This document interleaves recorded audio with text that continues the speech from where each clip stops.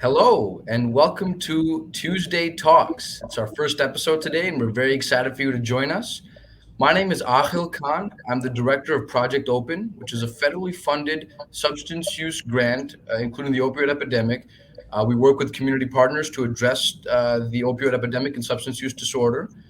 We're very excited to launch our Tuesday Talk series, which is aimed at bringing topics like addiction, recovery, prevention, and treatment to the forefront of local conversations. Today, with me, I have Gerald Lott and Dan Hostetler, who will be sharing their thoughts and opinions on a very thought provoking video we'll be showing here shortly. Um, Johan Hari has a video TED talk. Everything you think you know about addiction is wrong. When we hear the word addiction, we oftentimes think of alcohol or substance use, but addiction can take many forms. We can be addicted to our work. We could be addicted to food. Many of us in today's age are addicted to technology and social media, right, through our smartphones. And so we're very excited to share this topic and hopefully help you think about addiction in a different light. After the video, we'll introduce our guests and we'll have a thought-provoking, stimulating discussion. Thanks for joining us. And here is Johan Hari. One of my earliest memories is of trying to wake up one of my relatives and not being able to. And I was just a little kid, so I didn't really understand why. But as I got older, I realized we had drug addiction in my family, including later cocaine addiction. I've been thinking about it a lot lately, partly because it's now exactly 100 years since drugs were first banned in the United States and Britain, and we then imposed that on the rest of the world. It's a century since we made this really fateful decision to take addicts and punish them and make them suffer because we believed that would deter them, it would give them an incentive to stop. And a few years ago, I was looking at some of the addicts in my life who I love and trying to figure out if there was some way to help them. And I realized there were loads of incredibly basic questions I just didn't know the answer to. Like, what really causes addiction? Why do we carry on with this approach that doesn't seem to be working? And is there a better way out there that we could try instead? So I read loads of stuff about it and I couldn't really find the answers I was looking for. So I thought, okay, I'll go and sit with different people around the world who've lived this and studied this and talk to them and see if I can learn from them. And I didn't realize I would end up going over 30,000 miles at the start, but I ended up going and meeting loads of different people, from a transgender crack dealer in Brownsville, Brooklyn, to a scientist who spends a lot of time feeding hallucinogens to mongooses to see if they like them. It turns out they do, but only in very specific circumstances. To the only country that's ever decriminalized all drugs, from cannabis to crack, Portugal. And the thing I realized that really blew my mind is almost everything we think we know about addiction is wrong. And if we start to absorb the new evidence about addiction, I think we're going to have to change a lot more than our drug policies. But let's start with what we think we know, what I thought I know, right? Let's think about this middle row here, right? Imagine all of you for 20 days now went off and used heroin 3 times a day. Some of you look a little bit more enthusiastic than others at this prospect. Don't worry, it's just a thought experiment. Imagine you did that, right? What would happen? Now, we have a story about what would happen that we've been told for a century. We think because there are chemical hooks in heroin, as you took it for a while, your body would become dependent on those hooks, you'd start to physically need them, and at the end of those 20 days, you'd all be heroin addicts, right? That's what I thought. First thing that alerted me to the fact something not right with this story is when it was explained to me, if I step out of this TED Talk today and I get hit by a car and I break my hip, I'll be taken to hospital and I'll be given loads of diamorphine. Diamorphine is heroin. It's actually much better heroin than you're ever going to buy on the streets, because the stuff you buy from a drug dealer is contaminated. Actually, very little of it is heroin, whereas the stuff you get from the doctor is medically pure. And you'll be given it for quite a long period of time. There are loads of people in this room who may not realize that you've taken quite a lot of heroin, right? And anyone watching this anywhere in the world, this is happening. And if what we believe about addiction is right, those people are exposed to all those chemical hooks. What should happen? They should become addicts. This has been studied really carefully. It doesn't happen. You will have noticed if your grandmother had a hip replacement, she didn't come out as a junkie. And when I learned this, it just seemed so weird to me, so contrary to everything I'd been told, everything I thought I knew. I just thought it couldn't be right. Until I went and met a man called Bruce Alexander, who's a professor of psychology in Vancouver, who carried out an incredible experiment that I think really helps us to understand this issue. Professor Alexander explained to me, the idea of addiction we've all got in our heads, that story, comes partly from a series of experiments that were done earlier in the 20th century. They're really simple experiments. You can do them tonight when you go home if you feel a little bit sadistic. You get a rat and you put it in a cage and you give it 2 water bottles. One is just water and the other is water laced with either heroin or cocaine. If you do that, the rat will almost always prefer the drugged water and almost always kill itself quite quickly. So there you go, right? That's how we think it works. In the 70s, Professor Alexander comes along and he looks at this experiment and he noticed something. He said, we're putting the rat in an empty cage. It's got nothing to do except use these drugs. Let's try something a bit different. So Professor Alexander built a cage that he called Rat Park, which is basically heaven for rats, right? They've got loads of cheese, they've got loads of colored balls, they've got loads of tunnels. Crucially, they've got loads of friends, they can have loads of sex, and they've got both the water bottles, the normal water and the drugged water. But here's the fascinating thing. In Rat Park, they don't like the drugged water. They almost never use it. None of them ever use it compulsively. None of them ever overdose. You go from almost 100% overdose when they're isolated to 0% overdose when they have happy and connected lives. Now, when he first saw this, Professor Alexander thought, maybe this is just a thing about rats. They're quite different to us, maybe not as different as we'd like, but, but fortunately, there was a human experiment into the exact same principle happening at the exact same time. It was called the Vietnam War. In Vietnam, 20% of all American troops were using loads of heroin. And if you look at the news reports from the time, they were really worried because they thought, my God, we're going to have hundreds of thousands of junkies on the streets of the United States when the war ends. It made total sense. Now, those soldiers who were using loads of heroin were followed home. The Archives of General Psychiatry did a really detailed study, and what happened to them? It turns out they didn't go to rehab. They didn't go into withdrawal.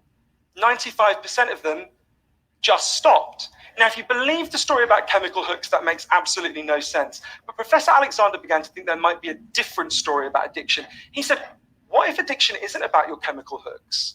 What if addiction is about your cage? What if addiction is an adaptation to your environment?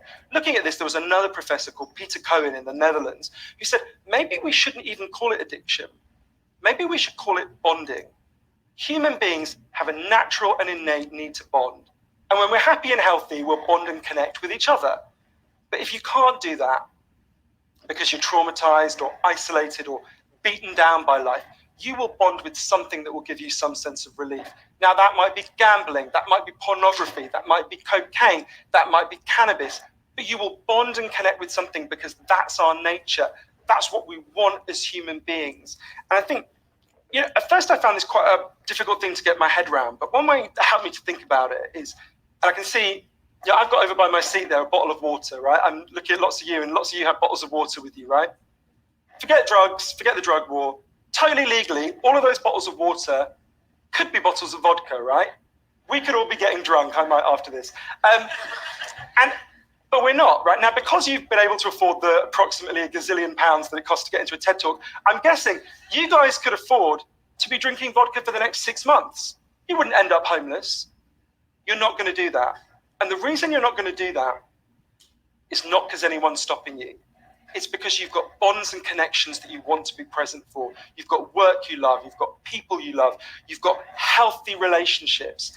And a core part of addiction, I came to think, and I believe the evidence suggests, is about not being able to bear to be present in your life. Now, this has really significant implications. The most obvious implications are for the war on drugs, right? In Arizona, I went out with a group of women who were made to wear T-shirts saying I was a drug addict and go out on chain gangs and dig graves while members of the public would jeer at them.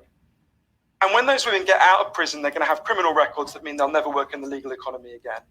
Now, that's a very extreme example, obviously, in the case of the chain gang, but actually almost everywhere in the world, we treat addicts to some degree like that. We punish them, we shame them, we give them criminal records, we put barriers between them reconnecting. There was a doctor in Canada, Dr. Gabor Mate, an amazing man, who said to me, if you wanted to design a system that would make addiction worse, you would design that system. Now, there's a place that decided to do the exact opposite, and I went there to see how it worked. In the year 2000, Portugal had one of the worst drug problems in Europe. 1% of the population was addicted to heroin, which is kind of mind-blowing. And every year, they tried the American way more and more. They punished people and stigmatized them and shamed them more. And every year, the problem got worse. And one day, the Prime Minister and the leader of the opposition got together and basically said, look, We can't go on with a country where we're having ever more people becoming heroin addicts. Let's set up a panel of scientists and doctors to figure out what would genuinely solve the problem. And they set up a panel led by an amazing man called Dr. Hua Gulao to look at all this new evidence. And they came back and they said, decriminalize all drugs, from cannabis to crack. But, and this is the crucial next step, take all the money we used to spend on cutting addicts off, on disconnecting them, and spend it instead on reconnecting them with the society. And that's not really what we think of. What they did wasn't really what we think of as drug treatment in the United States and Britain. So they do residential rehab, they do psychological therapy that does have some value. But the biggest thing they did was the complete opposite of what we do. A massive program of job creation for addicts and microloans for addicts to set up small businesses. So say you used to be a mechanic. When you're ready, they go to a garage and they'll say, if you employ this guy for a year, we'll pay half his wages. The goal was to make sure that every addict in Portugal had something to get out of bed for in the morning. And when I went and met the addicts in Portugal, it's fascinating. What they said is, as they rediscovered purpose, they rediscovered bonds and relationships with the wider society. It'll be 15 years this year since that experiment began, and the results are in. Injecting drug use is down in Portugal, according to the British Journal of Criminology, by 50%, 50%. Overdose is massively down. HIV is massively down among addicts. Addiction in every study is significantly down. One of the ways you know it's worked so well is that almost nobody in Portugal wants to go back to the old system. Now, that's the kind of political implications. I actually think there's a layer of implications to all this research below that. You know, we live in a culture where people feel really increasingly vulnerable to all sorts of addictions, whether it's to their smartphones or to shopping or to eating. You know, before these talks began, you guys know this, that we were told we weren't allowed to have our smartphones on. And I have to say, a lot of you looked an awful lot like addicts who were being told their dealer was going to be unavailable for the next couple of hours. And, you know, a lot of us feel like that. And it might sound weird to say, oh, you know, I've been talking about how disconnection is a major driver of addiction. But weird to say it's growing because you think, well, we're the most connected society there's ever been, surely. But I increasingly began to think that the connections we have, we think we have, are like a kind of parody of human connection. If you have a crisis in your life, you'll notice something. It won't be your Twitter followers who come to sit with you. It won't be your Facebook friends who help you turn it round. It'll be your flesh and blood friends who you have deep and nuanced and textured face-to-face relationships with. And I think there's a study I learned about from Bill McKibben, the environmental writer, I think tells us a lot about this. It looked at the number of close friends the average American believes they can call on in a crisis. That number has been declining steadily since the 1950s.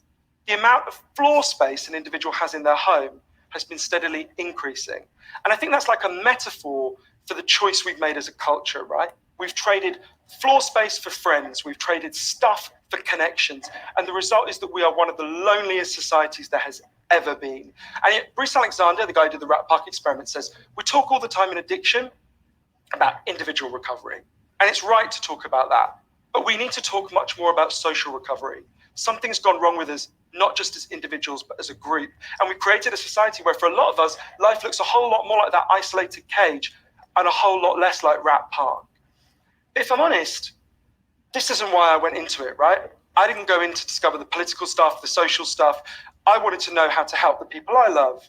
And when I came back from this long journey and I'd learned all this, I looked at the addicts in my life, and if you're really candid, it's hard loving an addict, and there's going to be lots of people who know in this room you are angry a lot of the time.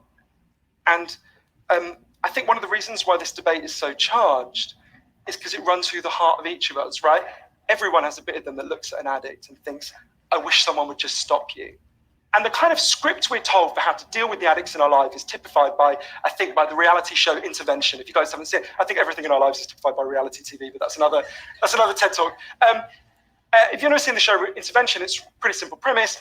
You get an addict, all the people in their life, gather them together and say, if you don't shape up, they confront them with what they're doing, and they say, if you don't shape up, we're going to cut you off, right? So what they do is they take the connection to the addict and they threaten it. They make it contingent on the addict behaving the way they want. And I began to see why that approach doesn't work. And I began to think that almost that's like the importing of the logic of the drug war into our private lives. So I was thinking, well, how can I be Portuguese, right? And what I try to do now, and I can't tell you I do it consistently, and I can't tell you it's easy, is to say to the addicts in my life, that I want to deepen the connection with them, to say to them, I love you, whether you're using or you're not. I love you, whatever state you're in. And if you need me, I'll come and sit with you because I love you and I don't want you to be alone or to feel alone. And I think the core of that message, you're not alone, we love you, has to be at every level of how we respond to addicts, socially, politically, and individually. For 100 years now, we've been singing war songs about addicts. I think all along we should have been singing love songs to them, because the opposite of addiction is not sobriety. The opposite of addiction is connection. Thank you.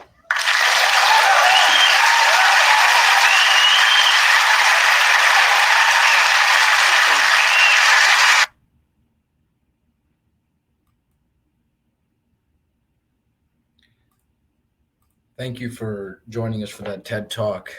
Johan Hari's last line, the opposite of addiction is not sobriety. The opposite of addiction is connection.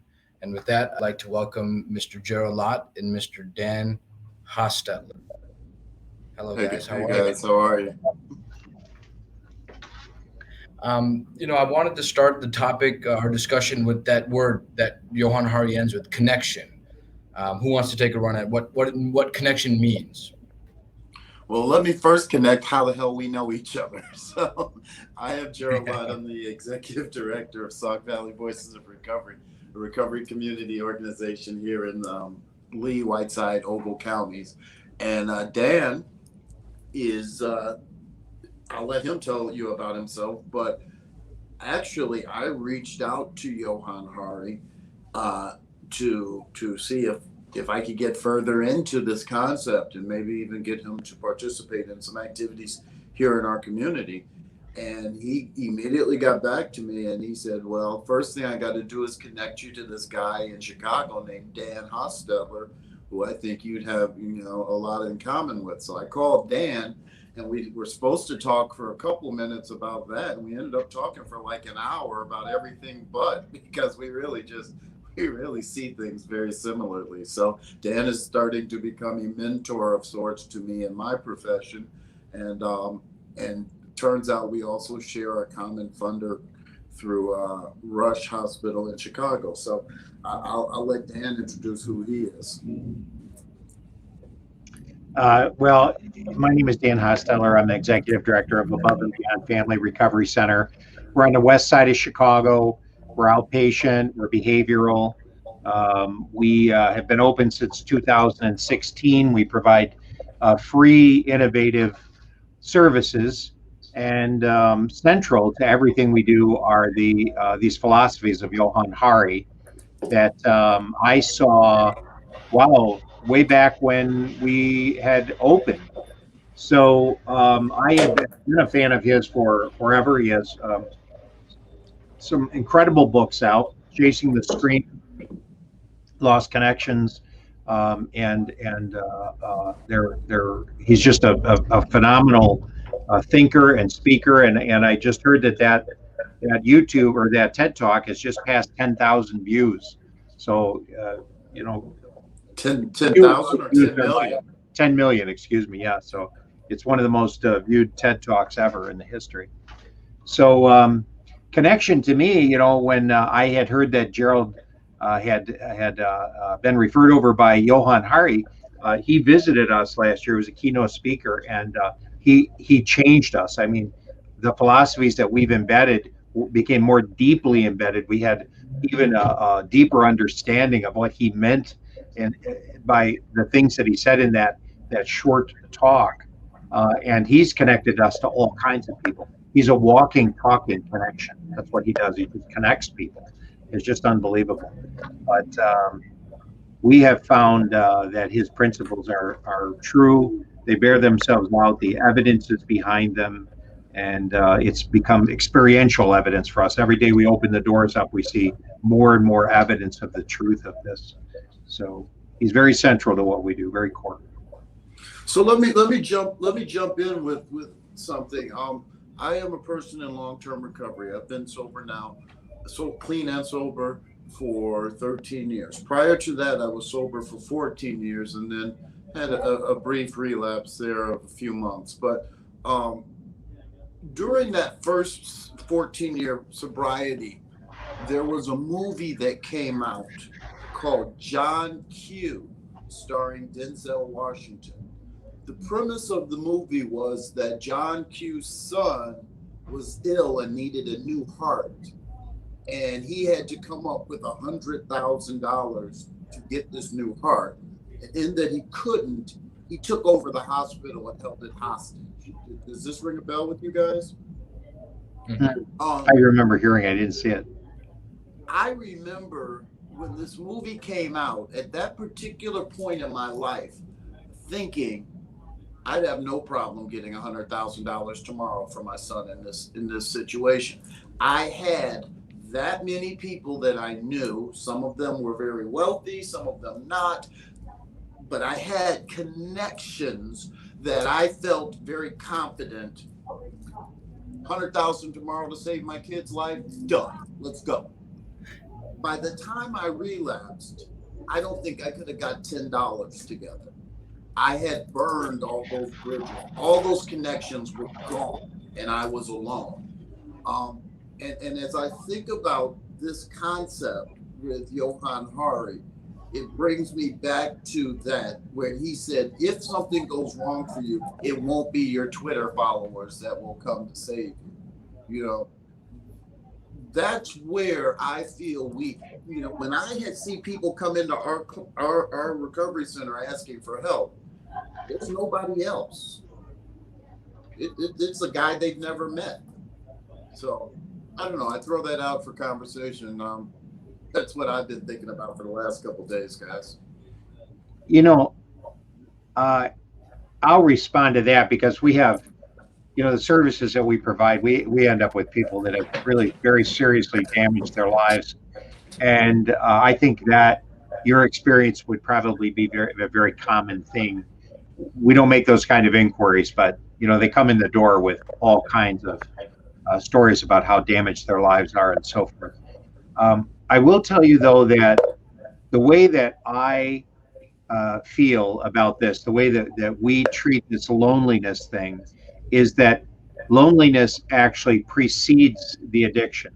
So there's a deeper underlying problem, early childhood trauma, early adolescent trauma, some kind of shock, PTSD, violence in the household, divorce of parents, abandonment, bullying, all kinds of things that create trauma and put us into an other category. You know, we don't feel as connected to the people around us, and we can lapse into depression. We can lapse into these loneliness episodes that are relieved by what he called bonding. We'll bond to cocaine, we'll bond to alcohol.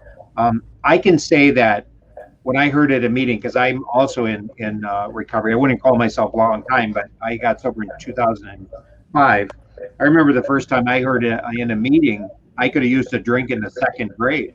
You know, wow, I could relate to that. I couldn't do, you know, Right. Something was wrong even back then with me. And then when finally I took that first drink and I thought, you know, I got blottoed and I thought, okay, that just shut everything out. I didn't have to worry about that loneliness anymore.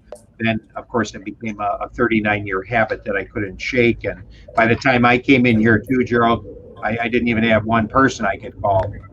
Last of which would have been my wife, you know. Right. So now, so when we say bonding, there are some people, because there's some people who just put down the substance, walk away, and never look back. And in my opinion, they do the exact same thing of bonding. They just tend to bond to something positive. They bond to gymnastics. They bond to day trading. They bond to, you know, boating, and then they go off and they become a sea captain. And so it's kind of a crapshoot whether you get the right or the wrong thing. And if you get the right thing, then you win, you know, you end up in the NBA, because a lot of those guys played basketball to make the pain go away as children. Unfortunately, there's also the people that take chemicals and find that to be the easier route. and it destroys them instead of uplifting them. So Gerald, you bring up an interesting combination. It can be a tricky, slippery slope of what you bond to.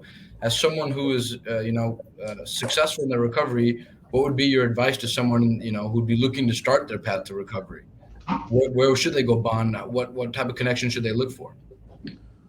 Well, Dan, same question. This is exactly what Dan and I are both trying to create, which is a living, bondable structure. I mean, Rat Park has to exist for people in the form of other people. You talk to people and you say, what is it that you're getting out of AA? What is it you're getting out of NA? What is it you're getting out of these other various pathways to recovery? And 99% of the time, they're going to highly discuss the fellowship and the support. We cannot do this alone. So that's what we're trying to build. I would say for us, echoing what Gerald has said, there's, we do the same thing, but when you're, maybe the way the question is worded, I would say bond to themselves. Most of them come in with such self-loathing. I had the same thing, such guilt, such remorse, such pent-up anger, fingers pointing in all directions with blame. I was so consumed with self and all of these negative emotions that when I stripped all that away and hit my what they call rock bottom, and I could look at things as they were and realized how much I had hated myself.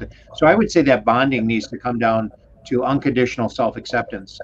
And if we can unconditionally accept ourselves as we are, and then start working at taking off maybe the rough corners and sanding down some of the rough edges and improving ourselves, that will bring us a long ways into feeling like we're capable of being accepted by other people.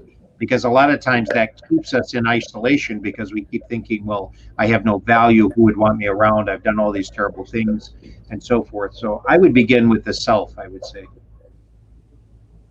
I can see that.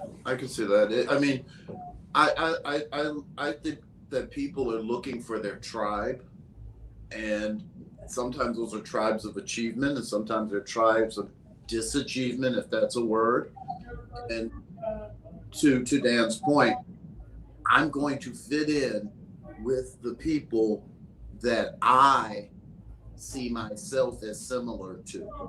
And so if I see myself as broken, if I see myself as shame, then I'm going to attract and attach to those tribes. And that's where we really get into some trouble. Mm-hmm. What Aaqil, I like your point when you were talking about, and you were commenting on Gerald's comments that you're going to bond to something. I agree with that. I wish there were some way that we could play these choices forward, and just say, well, what happens if I choose, investment banking, or what happens if I choose nursing, or what happens if I just decide to have a few drinks and unwind in the evening to help me with the stress of doing something that I don't really like during the day. I guess we live in the moment, and before you know it, years fly by.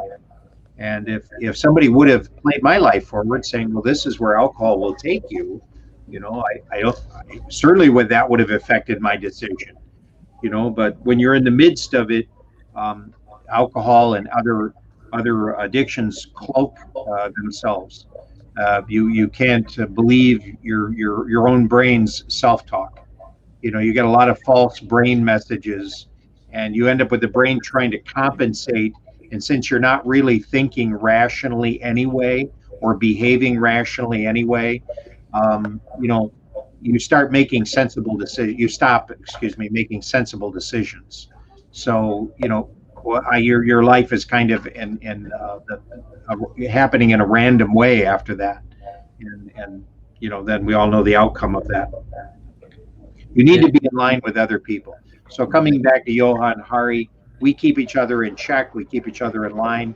We have enough. We care for each other enough here that we can call things as we see them without worrying about affecting, offending or angering people. We are honest in love. We're compassionate. I think these are the things that he's talking about. And he said something very important. He talked about your flesh and blood friends. And this is also what Gerald was mentioning a moment ago. I can say in my moment of need, I wouldn't have one Facebook friend that would come to my need, but people that I've met with, that I've sat with, that I've bonded with over an experience or over food. I would go to them and they would come to us, because that's how that's developed. And we all the time say this is not an email discussion. This is too complex for texting. And yet the rest of society handles complex issues, but on their phones with their thumbs. And it's a poor way to communicate. I'm sorry. It's convenient and it's fast. So those are advantages to it. But when you remove the person, the flesh and blood from that whole equation, it becomes damaging. It actually becomes damaging. People say things they don't mean. They end up stepping up their courage at the wrong time for the wrong subject. The wrong thing comes out and you can't untype what's already been said. When you're there in person and you can see the reaction on the other side, you can apologize. You can step in to compensate for something that's not going the way that you want it to go. I just think that's a very important part of what Johan said and what Gerald pointed out a few moments ago. And Dan, what you said earlier, right? You have to bond with yourself. I think that is, Johan Hari says that earlier. You can't bear to be present. You're either constantly looking at the past and all the transgressions or the issues, and then projecting things into the future. And when something that I've worked on a lot lately is being more present, and in that you begin to find that internal peace, find yourself, and move forward. And then later on, he says, "You are not alone. We love you." Right? And so after you do that internal piece, right, that individual work, there's an element of society. He talks about social recovery. There's an element of the community that has to help. So, he's talked about this rat park concept. He's talked about bonding. How can the community promote and be a part of the connection? Maybe starting with what's missing currently today and the community's role in fostering connection. Let me step in on that, and because there was another thing that he talked about, which is the stigma. It is the shame and the creating of barriers. He talked about intervention, where you come in and you say, we're going to take all of what you care about from you. And there's an idea that suffering leads to stopping, which I've never seen to be the case. In fact, just the opposite. The more I suffered, the more I needed the use to take away, to numb me to it. And so, one of the things I love about Above and Beyond, which is Dan's place, is, for me, it feels like Rat Park. I walk in and there's art everywhere and there's people and there's so much positivity, and I want to be there. In no way would I feel that being a part of Above and Beyond would be suffering. In fact, for me, it would be a step up. I would want to do the things that they value there, so as to allow me to continue to participate. And so I then take on these positive attributes just to remain inside this group, this tribe, as I said. So I completely dismiss the idea that any kind of way that you create further suffering, having women walk around in something that says, I used to do, these things, and people jeering at them, only serves to further the pain, and therefore require more bonding with these numbing agents. I'll stop. There's a few things you'll recognize, because I think when Gerald called and we had our first conversation, I didn't want to get off the phone with him. I think we were looking at this saying, wow, we have things to do. I don't think either one of us expected, and yet I feel like I've known him forever. And here's a guy I would say I love, and I don't know that I know him that well, but I love him. I would never have said that before in my life. I would never say that.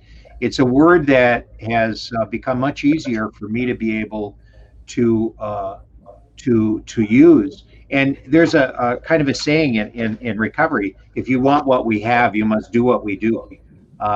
So when I heard that at the beginning, I thought, well, I want your sobriety. I want what you have. So they all said, well, do what we do.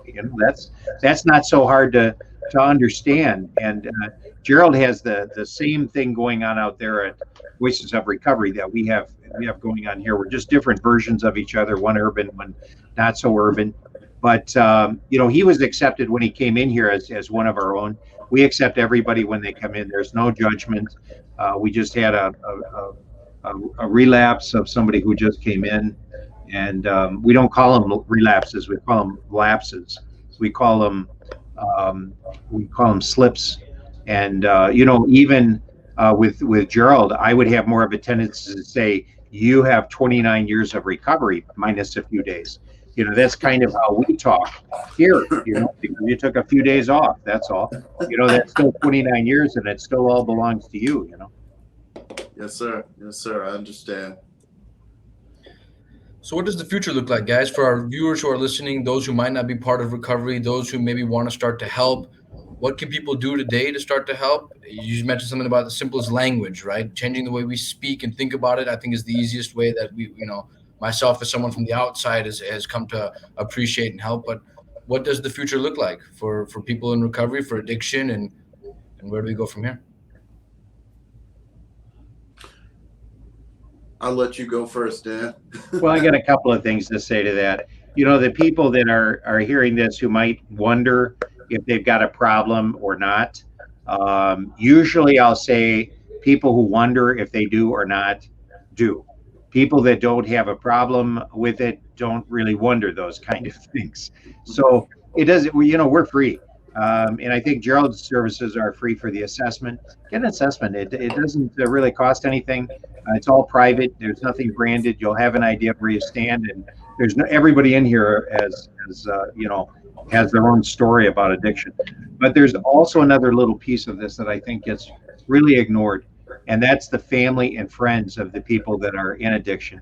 That connection is just as important, if not even more so, for the family and friends that are affected by people who have addictions. And I'll say that there are programs. We have them here. Gerald has them. They're available online. Al-Anon, Smart Family and Friends. There are plenty of different places to get assistance from, so that you can establish connections with people that can help you through that, help you draw healthy boundaries, help you to realize you're not at fault, you didn't cause all of this, all that guilt doesn't belong to you, and picking up healthier language and reactions, which will actually help the relationship instead of working against it, because it's counterintuitional. Sometimes people think they're helping by doing this and accusing and causing pain. Well, this is the same thing as Johan Hari was talking about with the war on drugs. Punitive methods and trying to control another individual does not work. And for the most part, it backfires. It might even cause the problem to be exacerbated. So you can't just say, well, what do I do then? Where's that middle ground? This is where Al-Anon, Smart Family and Friends, counseling, and so forth can really be of assistance, because if you can create that connected model in the family that's more functional, that very same principle of connection is going to have a positive effect on the person who's abusing substances. So those are my comments. That's the future. I'm going to encourage you to come on out, come on in, see what we're like. We're not scary. And I love that. I love that. One of the things, we did a sober bowl party a couple of years ago. We had a little girl, 3-4 years old, that broke something in this restaurant, and you could tell by her response, the absolute fear that she just knew that she was going to be probably abused. Something bad was going to happen, and that was probably from how she had to experience that in the past. And at this thing, she knocked this beautiful thing down and it shattered, and everybody went silent for a moment. And then somebody said, "Oppa!" and everybody laughed, and it was all a big joke. And when the girl looked like, what? We showed that young girl in that moment that people in recovery will love you even when you break something. We will love you even when you make a mistake. Maybe 10 years from now, she needs something, she has a problem, and she says, well, I'll go to AA, or I'll go to NA, or I'll go to the recovery community, because they don't judge me, and they were okay. That's what we need. We have to love these people back. We have tried punishing them. I get it. I will never ever be mad at somebody for relapsing. I'll be mad at you for what you might do when you relapse. You relapse and you go drink and drive and you hurt somebody. Yeah, you've made a mistake and you need to be punished. But as a disease model, I cannot be mad at them for the actual relapse, lapse, slip, as he said. So what do? We get involved. We become a part of the world. We're doing something here we're calling affinity grouping. We have a church that gave us their choir room, and we have guys get together on Tuesday nights and they just play music and jam. They're playing Fleetwood Mac this week, I think. And one of the guys that's in that group is a drug counselor. And they may not talk about drugs at all this week. All they do is play. But if somebody says, hey, I'm having a problem, they'll all stop and talk about that problem. We've got a running group that shows up at our organization at 6 o'clock in the morning once a week, and they all go for a run. Same thing. Because I want people to find something they love, something they want to get out of bed for. Because if the group meets on Tuesday night to play, maybe the guy says, I won't use Tuesday because I want to make sure I go to group. Maybe he'll say, Monday night, I was thinking about doing something, but I'll let it wait till after we play tomorrow. Maybe that happens. I believe that if you give people something to love, something to care about, something for their passions to excite, they may go a different direction. I know that is what has happened for me. So what can people do for the people they love in their life? Instead of punishing them, maybe look and say, what is it you care about? What can I add to your life that might take the place of that thing? What do you think, Aaqil? Now you're on your hot seat. That he says, someone having something to get out of bed in the morning, that is, for me, it's family, it's supporting my family, it's contributing to my society, contributing to my job. And so I can appreciate that fact is we have to give someone that thing. Your story about, hey, I'm not going to use so I can go to make sure I'm good to go to Tuesday night.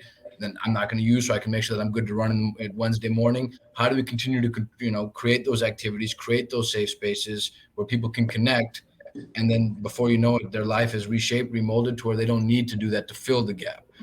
There was a time in my life where, I did fill silence with, things that might not have been as productive, but I learned to just be present and feel uncomfortable in that silence. And before I knew it, that silence no longer felt uncomfortable. So kind of the same thing you guys are doing with your centers, I think is doing that exact same thing. I want to believe that with technology and social media, I find myself scrolling all the time. And this past weekend, holiday weekend, I left the phone away, put it in a drawer, locked it up, and just was totally present with my family. And it was a much needed soul filling activity. And how do we continue to create those type of events and functions that does that for people? Well, Gerald and Dan, you guys are doing that exactly every single day, day in and day out. So how do we get people to know about that so they go engage with that, meet their peers, and grow together? That's what my work and my family do for me, and how do we create that space for others? Thank you. That was awesome. I love how you said that. Guys, is there anything else that we wanted to hit on for our viewers today before we close and maybe tee up the next week's episode? This has been, for me, I've learned a lot through the Johan Hari topics. Learned a lot talking with both of you. Every time we have a meeting with doctors and nurses and probation, it's always the lived experience. It's always Gerald who comes in with that mic drop of, well, hold on a second, you got to look at it this way. So including people with lived experience in the conversation, I think is very important for communities across America as you look to start to build solutions. You can't do it from a purely academic standpoint. There is an element that you need people in recovery to help identify strategies that will work. And Gerald and Dan, I can't thank you guys enough for your mentorship and kind of the direction and vision you've painted for our local communities. Any closing comments, gentlemen? Well, I'm glad you're doing this, Aaqil. I'm glad that I have Gerald as a soldier by my side. I feel like I've got his support, and I try to give him as much support as I can. We're all gathered together here fighting the same battle. I hate to be putting this in war terms, because that's what we're fighting, is we're on drugs, but we're harm reduction. And so we haven't really said that word here, but we're harm reduction with abstinence as an ideal goal. And that abstinence is what we're all shooting for here, and some of it arrive there faster than others, but most important thing is connection and the whole thing. So I'm glad to be connected with both of you. I would just say that, when I first came back into the program, I went to the tables of my 12-step group because I needed it and I wanted what was there. And at some point it shifted. I became the person that was coming to the meetings because I wanted to be there in case somebody else needed something. And so, there's a famous picture in Alcoholics Anonymous of two guys that went to this guy at the hospital, and they're sitting in chairs and he's sitting on a hospital bed, and they're talking to him, which is illustrative of our 12th step, which is sharing the message. And so around the room, sometimes you're the man on the bed, sometimes you're the man in the chair. And that's exactly how I feel with both of you guys. Sometimes I feel like I'm telling you what I see, and sometimes I'm just receiving. And I just appreciate it for both of you guys so much, and your support and your efforts in this arena are amazing. So thank you for doing what you guys do, and I will continue to try to learn from each of you.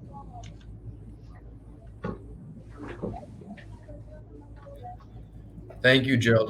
The feeling is mutual. Thanks to all those who stuck with us. Sorry about those audio difficulties in the beginning. Tune in next week as we continue to have the conversation and continue to share information and education. Thanks, Gerald and Dan, for kicking us off. I hope to continue to let this grow, and I wish you all a happy Tuesday and a happy week. Thanks, guys. Bye-bye.